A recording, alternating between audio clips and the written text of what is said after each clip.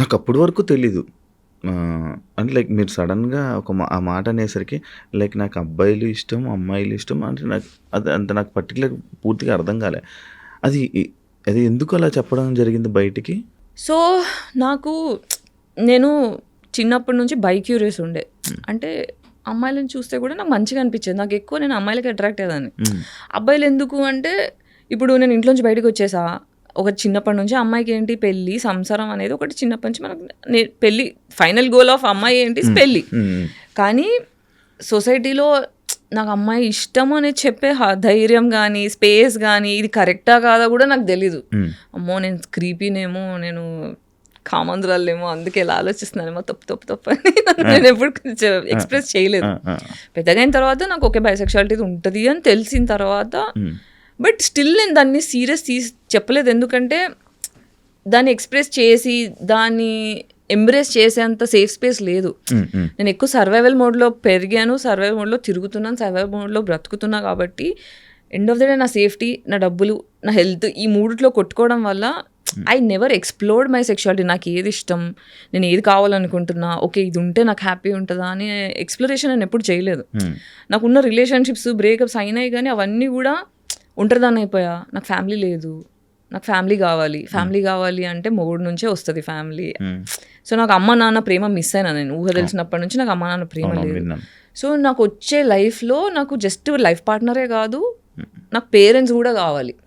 నాకు ఇంట్లో నాకన్నా పెద్ద, అంటే చిన్నప్పటి నుంచి ఇంట్లో పెద్దదాన్ని, మళ్ళీ బయటకు వస్తే కూడా అందరూ మెంటల్లీ చిన్నపిల్లలే ఉన్నారు నా చుట్టూ. I have been emotionally mother to all my friends. So అట్లా మెంటల్లీ చాలా టైర్డ్ అనిపిస్తుంది నాకు. అందుకే ఎప్పుడు నా మనసు ఎప్పుడు నాకన్నా మెంటల్లీ పెద్దవాళ్ళు ఉంటే బాగుండు అని కోరుకుంటా.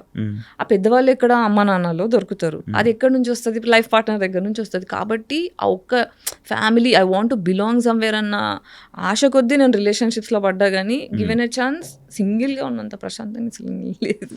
ఎందుకు అంత అంటే లైక్ అంటే కొంతమందికి అలా అనిపిస్తుంటుంది. కొంతమంది ఏమనుకుంటారు, రిలేషన్షిప్స్లో ఉన్న వాళ్ళు అదే చాలా మంచిగా ఉన్న వాళ్ళు ఉన్నారు.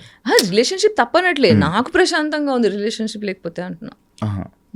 ఎందుకు ఏమైనా ఇబ్బంది పడ్డారా? అంటే నేను రీసెంట్ పోస్ట్లో కూడా చూసాను ఇన్స్టాలో, బాగా ఏడుస్తూ బ్రేకప్ అయినందుకు ఏడుస్తూ అది పెట్టడం జరిగింది. బ్రేకప్ ఒకటైతే వేరు, చాలా బ్రేకప్స్ అయ్యాయి. కానీ ప్రతిసారి ఏంటంటే ఫ్యామిలీ కావాలి, నేను ఒంటరిగా ఉన్నాను, నాకు ఫ్యామిలీ కావాలి, నాకు ప్రేమ కావాలి అనే ఆశ కొద్దీ ఈ రిలేషన్షిప్స్లో కూడా నచ్చినా నచ్చకున్నా ఒక్కొక్కసారి when we had to have sex, I had participated, but I wish I didn't do that.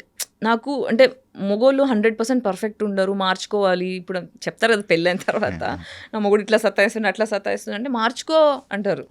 కానీ మొగోళ్ళు మారకపోతే ఏం చేస్తాం? సో మార్చే పద్ధతిలో ఏంటంటే, okay I want a family అనే కోరిక కొద్దీ చాలాసార్లు కాంప్రమైజ్, ఇష్టం లేకున్నా పార్టిసిపేట్ చేయడం. సో 30 years తర్వాత కన్సెంట్ అని తెలిసిన తర్వాత, కన్సెంట్ డెఫినేషన్స్ అర్థమైన తర్వాత, మ్యారిటల్ రేప్స్ గురించి అర్థమైన తర్వాత, సెల్ఫ్ వర్త్ తెలుసుకున్న తర్వాత, నా వర్త్ నాకు తెలియకపోవడం వల్ల, నాకు ఫ్యామిలీ ఉంటే కానీ వాల్యూ లేదు అని నేను ఫీల్ అవ్వడం వల్ల, అర్హత లేని మనిషితో రిలేషన్షిప్ పెట్టుకొని వాళ్ళకి నేను తగ్గాను అనే ఒక సాడ్ ఫీలింగ్ వచ్చింది. దానివల్ల ఏంటంటే ఓకే నాకు ఇప్పుడు అంటారు కదా, ప్రేమతో పెరగని వాళ్ళు కత్తి మీద ప్రేమను వెతుక్కుంటారు, కత్తి మీద అని. అలా నేను అలా వెతుక్కున్న ప్రేమని, but it was not safe. Selection problem ఏమో కదా? అవును, నా సెలక్షన్ ప్రాబ్లమే. ఎందుకంటే తండ్రి దగ్గర నుంచి వచ్చే, ఇప్పుడు ఎప్పుడైనా అమ్మాయి ఫాదర్ లాంటి అబ్బాయిని కోరుకుంటుంది, అబ్బాయి ఎప్పుడు అమ్మ లాంటి అమ్మాయిని కోరుకుంటాడు. నా ఫాదర్ ఈక్వేషనే ఖరాబ్ అయిపోయింది. సో ఇప్పుడు అబ్యూజివ్ ఫాదర్ ఉన్నాడు, కూర్చుంటే పగలగొట్టడం, లేస్తే పగలగొట్టడం, చీపి తిరిగిపోయి, చెప్పులు ఇరిగిపోయి, టీవీ వైర్ ఉంటుంది కదా, కాపర్ వైర్ పైన పొట్టు తీసేసి ఆ వైర్తో కొడితే తోలు లేస్తే దాంట్లో కారం పొడేయడం, కళ్ళల్లో నిమ్మకాయలు వినడం, ఇది రెగ్యులర్, ఇది డైలీ బేసిస్. పొద్దున అవుతుందంటే వాళ్ళు ఏం చూడాల్సి వస్తుందో అనేటట్టు 25 years వచ్చేదాకా, 25 years ఇంట్లోంచి నేను బయటికి వచ్చేదాకా దెబ్బలు తినని రోజు లేదు, ఏడ్చుకుంటూ పడుకోని రోజు లేదు. టిల్ ఎట్ ద ఏజ్ 35 వరకు కూడా ప్రతి day I sleep with crying, ఏడ్చుకుంటూ నాకు అమ్మ కావాలి నాన్న కావాలని ఏడ్చుకుంటూ పడుకున్నాను. ఓన్లీ మిమ్మల్ని కొట్టేవాళ్ళు? మీరు నలుగురు అంటే కదా? అందరినీ కొడతారు, మమ్మీని నన్ను ఎక్కువ. మీకు మమ్మీ పోలికలు ఉన్నాయా? జస్ట్ పోలికలని కాదు, ఇంట్లో ఎప్పుడైనా ఏమవుతుందంటే Hmm. పేరెంట్స్ టాక్సిక్ ఉన్నప్పుడు ఏమవుతుందంటే, ఒక సైకాలజీ టర్మ్స్లో చెప్తా, ఒక స్కేప్ గోట్ అనే ఇప్పుడు మా ఇంట్లో మేము 5 సిస్టర్స్, ఓకే, మోర్ దాన్ 1 పిల్లలు ఉంటే ఒకరు స్కేప్ గోట్ అవుతారు, ఒకరు గోల్డెన్ చైల్డ్ అవుతారు, మిగతా వాళ్ళు ఇన్విజిబుల్ అయిపోతారు. స్కేప్ గోట్ చైల్డ్ ఏంటంటే, నాకు నిజాలు మాట్లాడడం ఇష్టం, మీకు నచ్చినా నచ్చకపోయినా నాకు తప్పు అనిపిస్తుంటే, నాకు ఇది తప్పు అనిపిస్తుంది కొంచెం చూడండి అని అడుగుతా. ఇప్పుడు టాక్సిక్ ఫ్యామిలీలో ఏమవుతుందంటే, నేను చెప్పిందే నువ్వు వినాలి, అది తప్పు ఒప్పుతో సంబంధం లేదు అని చెప్పి ఫోర్స్ చేస్తారనుకో, నేను నిజాన్ని అడుగుతున్న ప్రతిసారి వాళ్ళకి నచ్చట్లేదు కాబట్టి నన్ను కొట్టడం చేస్తుండే. పెద్దవాళ్ళు కాబట్టి ఏజ్లో పెద్దవాళ్ళు అదే కోరుకుంటారు. చిన్నవాళ్ళు నేను చెప్పిన వినాలి, మీకేం తెలుసు అన్నట్టు. కానీ ఒక జెన్యున్ క్వశ్చన్ అడిగినప్పుడు నాకు ఆన్సర్ వచ్చేది కాదు. సో ఒక చైల్డ్ నీడ్స్ని పట్టించుకోకుండా ఒక డిక్టేటర్ లాగా. అంటే ఏం క్వశ్చన్స్ అడిగేవాళ్ళు నార్మల్గా మీ నాన్నగారిని? నీకు ఏదో డ్రెస్ కావాలనేది అడిగితే, ఇది ఒక స్టూపిడ్ ఎగ్జాంపుల్ చెప్తున్నా, డ్రెస్ కావాలని అడిగితే, అది నేను కొనిచ్చేంత స్తోమత లేదు బెటర్ నాకు. మా నాన్న రిచ్, బాగా పైసలు ఉన్నాయి కానీ కావరం ఎక్కువ. సో అన్ని పైసలు లేవు బెట నా దగ్గర ఏమన్నా అడిగితే అదొక్కటి నా ఒక్కదానికే చేస్తుండే, మిగతా వాళ్ళందరికీ మామూలుగానే ఏదంటే అది కొనిచ్చేవాళ్ళు. నాకు పాకెట్ మనీ 100 రూపీస్ నెలకి ఇంజనీరింగ్లో ఇచ్చి దాని లెక్కలు అడుగుతుండే హాస్టల్లో ఉన్నదానికి.